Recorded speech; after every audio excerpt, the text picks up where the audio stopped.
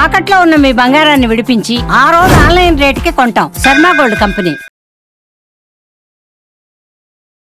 అందరికీ నమస్కారం. నా పేరు మాధురి. మీరు చూస్తున్నది సుమన్ టీవీ నెట్వర్క్. మరి మే 1వ తారీఖు నుంచి 15 తారీఖు వరకు ద్వాదశ రాసుల వారికి ఎలా ఉండబోతుందో మనకు తెలియజేయడానికి మనతో పాటు ఉన్నారు ప్రముఖ జ్యోతిష్య పండితులు బ్రహ్మశ్రీ నందిబట్ల శ్రీహరి శర్మ గురువు గారు. నమస్కారం గురువు గారు. వాగర్థ వివ సంపృక్తౌ వాగర్థ ప్రతిపత్తయే జగతః పితరౌ వందే పార్వతీ పరమేశ్వరౌ. ఆదిత్యాయ చ సోమాయ మంగళాయ బుధాయ చ గురు శుక్ర శనిభ్యశ్చ రాహవే కేతవే నమః. శృంగేరి జగద్గురు పీఠాధిపతులకి, కంచి పీఠాధిపతులకి నమస్కారములు తెలియజేసుకుంటూ కార్యక్రమాన్ని ప్రారంభిద్దాం. గురుగారు, ఇంకా సింహరాశి వారికి ఎలా ఉండబోతుందో తెలియజేస్తారా? ద్వాదశ రాశుల వారికి మే 1వ తారీఖు నుంచి 15వ తారీఖు వరకు ఎలా ఉండబోతుంది, ఏ రోజుల్లో ఎటువంటి ఇబ్బందులు ఉంటాయి, అలాగే ఏ రోజుల్లో ఖర్చులు ఎక్కువగా ఉంటాయి, ఆదాయం ఎక్కువగా ఉంటుంది, ఎటువంటి నియమాలు పాటించాలి అనేటువంటి విషయాల గురించి క్లుప్తంగా తెలియజేసుకునే ప్రయత్నం చేద్దాం. ఇక విషయంలోకి వెళ్ళినట్లయితే 1వ తారీఖు నుంచి 15వ తారీఖు వరకు మేషంలో రవి, 7వ తారీఖు నుంచి బుధుడు ప్రవేశిస్తాడు, వృషభంలో గురువు, ఇక కర్కాటకంలో కుజుడు, కన్యలో కేతువు, మరియు వ్యయంలో అనగా మీనరాశిలో శుక్రుడు, శని, రాహువు, బుధుడు. బుధుడు 6వ తారీఖు వరకు ఉంటాడు, 7వ తారీఖు నుంచి మేషరాశిలోకి ప్రవేశించేస్తాడు. వెరసి చూసుకున్నట్లయితే ఈ 15వ తారీఖు వరకు ఒక డెడ్ లైన్గా చెప్పవచ్చు. ఎందుకంటే 14వ తారీఖు నుంచి గురువు వృషభం నుంచి మిథునంలోకి ప్రవేశించేయడం, అలాగే 16వ తారీఖు కొన్ని పంచాంగాల్లో, 18వ తారీఖు కొన్ని పంచాంగాల్లో రాహువు కుంభరాశిలోకి, కేతువు సింహరాశిలోకి ప్రవేశం చేస్తున్నాడు. కాబట్టి భవిష్యత్తులో గుర్తుపెట్టుకోండి, 12 రాశుల్లో సంబంధించినటువంటి వాళ్ళు భవిష్యత్తులో జరగబోయేటువంటి మార్పులకి ఈ మే 1వ తారీఖు నుంచి శ్రీకారం చుట్టబోతున్నాయి గ్రహాలు స్థితిగతుల ప్రభావం వలన. కాబట్టి ఈ మే సంవత్సరం అనగా ఈ సంవత్సరం 2025 సంవత్సరం మే నుంచి చాలా మటుకు అందరి జీవితాల్లో మార్పులు చేర్పులు చోటు చేసుకుంటాయి. మే 1వ తారీఖు నుంచి 15వ తారీఖు వరకు సింహరాశిలో జన్మించినటువంటి వారికి ఏ విధంగా ఉండబోతుందో తెలుసుకుందాం. గమనించుకున్నట్లయితే సింహరాశి వారికి 29 మార్చి నుంచి అష్టమ శని ప్రభావమైంది. అష్టమంలో ఉన్నటువంటి ఈ చాతుగ్రహ కూటమి 6వ తారీఖు వరకు ఉండబోతుంది. కాబట్టి సమస్యలు అనేటువంటివి తప్పవు. ఈ సింహరాశిలో జన్మించినటువంటి వారికి ముఖ్యంగా ఆరోగ్యం పట్ల శ్రద్ధ వహించాలి. అన్నిటికంటే విధానంగా చూసుకున్నట్లయితే ఉద్యోగస్తులకి ఉద్యోగ భద్రత అనేటువంటిది లేకుండా పోతుంది. అంటే ఇన్సెక్యూరిటీ, రేపొద్దున ఏమవుతుందో ప్రతిరోజు దినదిన గండం నూరేళ్ల ఆయుష్ అన్నట్టుగా ఉంటుంది. కాబట్టి ముఖ్యంగా ఈ సింహరాశిలో జన్మించినటువంటి వారు ఉద్యోగానికి సంబంధించినటువంటి విషయాల్లో చాలా అప్రమత్తతతో ఉండాలి. ఇది నెంబర్ 1 పాయింట్. ఇక గురుగ్రహ ప్రభావం సంపూర్ణంగా అనుకూలంగా ఉండడం, దశమ గురువు ఏమవుతుంది, బాధ్యతలు ఎక్కువగా ఉంటాయి. ఈ కారణం చేత అంటే ఏంటి రెస్పాన్సిబిలిటీస్ అంటే, మీరు మామూలుగా ఏదైనా ఉద్యోగంలో ఉన్నప్పుడు మామూలు రొటీన్ జాబ్ లైఫ్లోనే మీకు ఎక్స్ట్రా రెస్పాన్సిబిలిటీస్ రావడం వల్ల, ఆదాయం లేకపోగా బాధ్యతలు పెరగడం వల్ల శారీరక శ్రమ, మానసిక ఒత్తిడి పెరుగుతుంది. ఈ కారణం చేత మీరు సమర్థవంతంగా నిర్వహించాలి. వృత్తిలో అయినా అలాగే ఉంటుంది, వ్యాపారంలోనైనా కానీ రాబడి తక్కువగా ఉండడం, మీ యొక్క ప్రయత్నాలే ఎక్కువగా ఉండడం, ఈ కారణం చేత అంత సంతోషకరంగా లేని పరిస్థితిలో ఉంటారు. ఇక వ్యయకుజుడు, ద్వితీయ కేతు ఒక రకంగా చెప్పాలంటే ఒక శాండ్విచ్ లాగా అన్నమాట. ఏమవుతుంది, ప్రతిదీ కూడా పాపకర్తలలో పడింది ఈ సింహరాశి. ఏమవుతుంది, ముందు నొయ్యి వెనక గొయ్యి, 2 అడుగులు ముందు వేస్తే 4 అడుగులు వెనక్కి లాగడం. ఇలా జీవితంలో ఈ 15వ తారీఖు వరకు కూడా మీరు చేసేటువంటి ప్రతి ప్రయత్నంలో అలాంటి పరిస్థితులు ఉంటాయి. అయితే వ్యాపార రంగంలో ఉన్నటువంటి వాళ్ళకి ఏంటి అని అంటే, ముఖ్యంగా ఫుడ్కు సంబంధించినటువంటి వ్యాపారస్తులు, ఎఫ్ఎంసీజీ, అలాగే general stores, supermarkets, hotels, restaurants, curry points, roadside vendors, fruits అమ్ముకునేటువంటి వాళ్ళు, అలాగే ఈ సంబంధించినటువంటి పూజా స్టోర్సు, తీర్థయాత్రలు, కాలేజీలు, జ్యువెలరీ రంగంలో ఉన్నటువంటి వాళ్ళు, వీళ్ళకందరికీ యోగదాయకంగా ఉంటుంది. ఇక తక్కినటువంటి అన్ని వ్యాపారస్తులకి, అన్ని వృత్తుల్లో ఉన్నటువంటి వాళ్ళకి, చెప్పినటువంటి బిజినెస్లో కాకుండా మిగతా బిజినెస్లో పనిచేసేటువంటి ఉద్యోగస్తులకి కూడా ఇబ్బందికర పరిస్థితులు అనేటువంటి ఉంటాయి. కాబట్టి మీరు ఉద్యోగ మార్పు చేసుకోవాలనో ఇంకేదైనా మార్పుని కోరుకోవాలి అనుకున్నప్పుడు చాలా జాగ్రత్తగా అడుగులు వేయండి.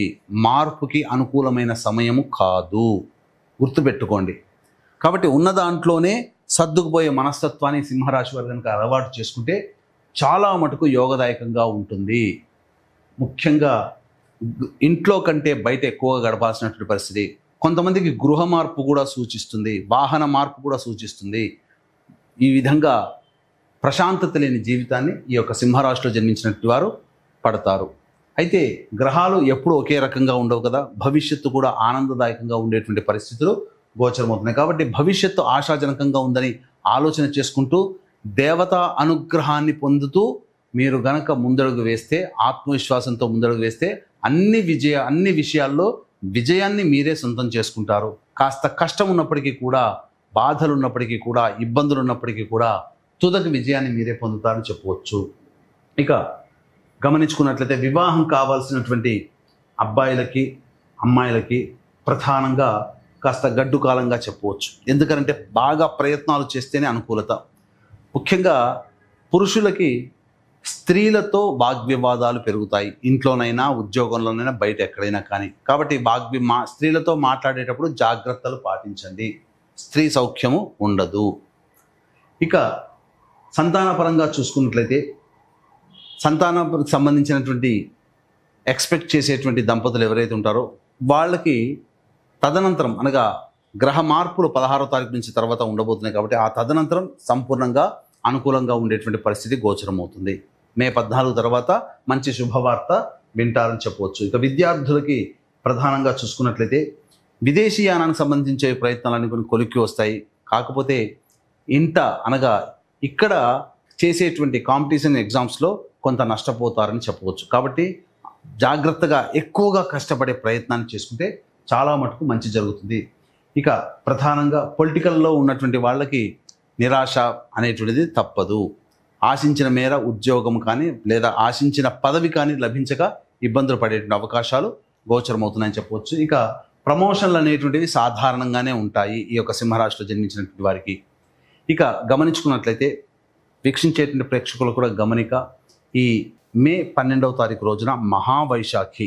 ఈ రోజున పితృదేవతల అనుగ్రహానికి సంబంధించి సంపూర్ణమైనటువంటి యోగ కాలంగా చెప్పబడింది. అందుకే తండ్రి వైపు 6 తరాలు, తల్లి వైపు 3 తరాల్లో కుటుంబంలో ఏవైనా దుర్మరణాలు కనుక ఉంటే అది పితృదోషము అని అంటారు. ఈ ప్రభావం వలన చాలా మటుకు కుటుంబంలో సమస్యలు వస్తాయి. ఎటువంటి సమస్యలు? అన్నీ ఉన్నా ఏది అనుభవించలేనటువంటి పరిస్థితి.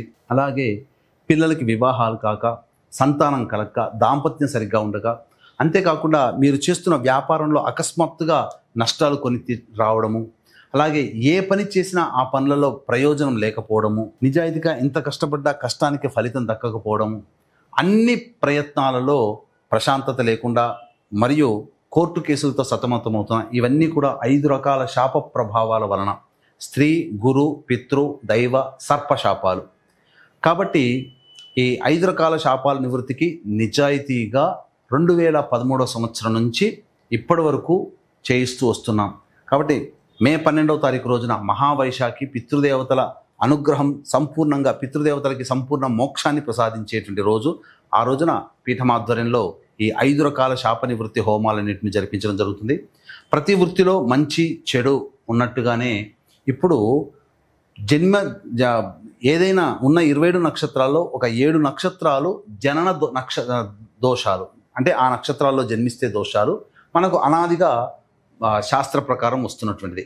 కానీ ఈ మధ్య కొత్తగా ఉన్న ఈ 27 నక్షత్రాల్లోనే 19 నక్షత్రాలలో ఉన్నాయి. మొత్తం 19 నక్షత్రాల్లో కనుక పుడితే అది స్త్రీ శాపము, పితృశాపాలుగా చెబుతూ జనాల్ని మభ్య పెడుతున్నారు.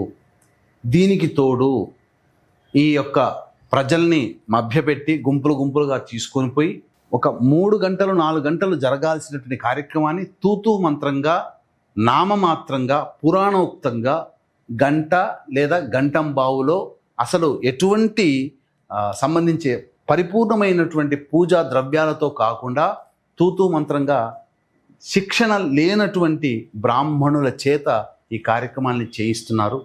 కాబట్టి నక్షత్రాల్లో పుడితే దోషమని చెప్పిన చోట, ఈ గంటంబావులో పనిచేసే చోట చేయించుకోకండి, నిలదీయండి. ఎందుకనంటే సరైనటువంటి విధానము కాదు. కాబట్టి మోసం చేసేవాడున్నా మోసపోకుండా ఉండడమే మన బాధ్యత. కాబట్టి చక్కగా ఇటువంటి విషయాలకి ఆకర్షితులు కాకుండా నిజాయితీగా చేయించేటువంటి వ్యక్తుల దగ్గర చేయించుకోండి. ఇక గమనించుకున్నట్లయితే ఈ యొక్క సింహరాశిలో జన్మించినటువంటి మహిళలకి ప్రధానంగా అదనపు బాధ్యతలు పెరుగుతాయి. అంతేకాకుండా ఇప్పటి వరకు మీకు సంబంధించి కుటుంబంలో విలువ ఇవ్వని వాళ్ళు కొత్తగా విలువ ఇస్తారు. మీ యొక్క కష్టాన్ని మీ కుటుంబ సభ్యులు గుర్తిస్తారు, బంధువులు గుర్తిస్తారు. కానీ ఏం ప్రయోజనం? ఫలితము లేనటువంటి గౌరవ మర్యాదలు, బాధ్యతలు ఉంటాయి. ఎంత పని చేసినా ఇంకా చేయలేదు, మాకు ఇంకా తృప్తి లేదు అన్నటువంటి బంధువులు వీళ్ళ మధ్యనే జీవించాల్సినటువంటి పరిస్థితి వస్తుంది. ఈ రాశి స్త్రీలకు ఎలా ఉండబోతుందంటారు? అయితే ఇక్కడ గమనించుకున్నట్లయితే శారీరక శ్రమ, మానసిక ఒత్తిడి అధికంగా ఈ సింహరాశిలో జన్మించినటువంటి మహిళలకు ఉంటుంది. కాబట్టి మొహమాటానికి పోయి ఎక్కువగా బాధ్యతలు కొని తెచ్చుకోకండి. నిర్మోహమాటంగా ఉండే ప్రయత్నం చేయండి. అన్ని విధాలుగా మీకు అనుకూలంగా ఉంటుంది. మీకు సంబంధించినటువంటి ఏదైనా కానీ ఆభరణములు కొనుగోలు చేస్తారు ఈ సింహరాశిలో జన్మించినటువంటి వారు. ఖర్చులు అధికంగా ఉండబోతున్నాయి. సంతానపరంగా ఇబ్బందులు, అలాగే వివాహపరంగా ఇబ్బందులు అనేటివి ఈ సింహరాశిలో జన్మించినటువంటి మహిళలు ఎదుర్కోబోతారని చెప్పవచ్చు. ఇక గమనించుకున్నట్లయితే 1, 2, 3 తారీఖుల్లో అద్భుతంగా ఉండబోతుంది. అన్ని రకాలైనటువంటి వృత్తి, ఉద్యోగ, వ్యాపారాల్లో ఉన్నటువంటి వాళ్ళకి సంపూర్ణమైనటువంటి యోగకాలంగా చెప్పవచ్చు. కాబట్టి ధనాదాయం చాలా చక్కగా ఉంటుంది. మీ యొక్క సమస్యల్ని, ఖర్చులని అధిగమించి మీరు ఆనందంగా గడుపుతారని చెప్పవచ్చు. ఇక 4, 5 తారీఖులో కనుక చూసుకున్నట్లయితే ఆత్మవిశ్వాసం లోపిస్తుంది. మానసికమైనటువంటి ప్రశాంతత, ఉద్విగ్న భరితమైనటువంటి వాతావరణంలో ఈ 4, 5 తారీఖుల్లో ఉంటారు. ఏది ఏమైనప్పటికీ కూడా ఖర్చులు కూడా అధికంగా ఉండబోతున్నాయి. వృధా ప్రయాస, అలాగే దూర ప్రాంత ప్రయాణాలు కూడా గోచరమవుతున్నాయని చెప్పవచ్చు. తద్వారా శారీరకంగా కొంత ఒత్తిడికి లోనవుతారు. కాబట్టి జాగ్రత్తలు పాటించండి. 6, 7 తారీఖుల్లో ముఖ్యంగా పెండింగ్లో ఉన్నటువంటి పనులను పూర్తి చేసుకుంటారు. మరీ ముఖ్యంగా పాత మిత్రులతో ఆనందంగా విందులు వినోదాల్లో ఉంటారని చెప్పవచ్చు. ఇక 8, 9, 10 తారీఖుల్లో మానసికమైనటువంటి ప్రశాంతత లోపిస్తుంది. కుటుంబ సభ్యులతో వాగ్వివాదాలు చోటు చేసుకుంటాయి. ధన నష్టం కూడా జరుగుతుంది. కాబట్టి జాగ్రత్తలు పాటించండి. 11, 12 తేదీల్లో కనుక చూసుకున్నట్లయితే పాత పరిచయాలు పెరగడము, నూతన వ్యక్తులు పరిచయ ప్రభావం అవ్వడము, మీ యొక్క సమస్యలకి కుటుంబ సభ్యులు మరియు స్నేహితుల యొక్క సహాయ సహకారాలతో పరిష్కరించుకోవడం, ఇవన్నీ జరిగిపోతాయి. ధనాదాయం చాలా చక్కగా ఉంటుంది. రాని బాకీలు వసూలవుతాయి. మీ సమస్యలు, ఖర్చులు కూడా మీకు లభించే ఆదాయం ద్వారా మీరు పూర్తి చేసుకుంటారని చెప్పవచ్చు. ఇక 13, 14, 15 ఈ తేదీలో కనుక చూసుకున్నట్లయితే వాహనాన్ని నడిపేటప్పుడు జాగ్రత్తలు పాటించాలి. తల్లిగారి ఆరోగ్యం పట్ల శ్రద్ధ వహించాలి.